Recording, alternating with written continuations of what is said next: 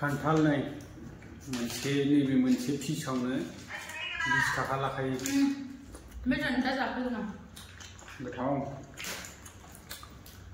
गोदै बुस्थुआलाय जोंनिथिंथ' दा मोनजायाना जोंनिथिं दा खान्थाल होननायानो गैया नै बिबारानो बाराखैना जोंनि दा ओरै जागासिनो आङो।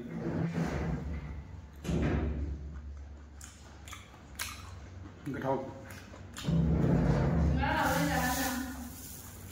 ओमफ्राय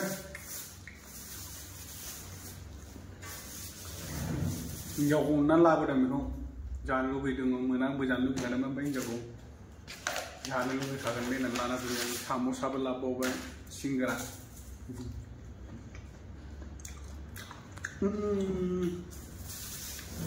गोथाव मोजां जानोलाय।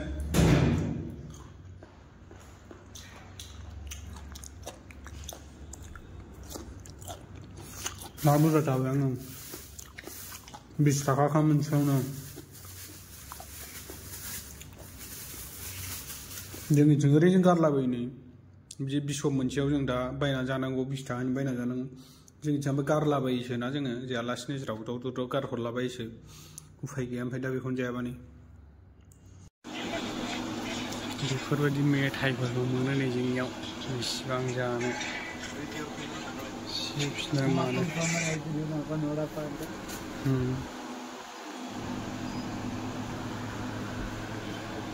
बेफोरखौ नै मोनजोबो आरो मा मा नांगौ नै पिकोलनिफ्रायनो ओरै लानानै नै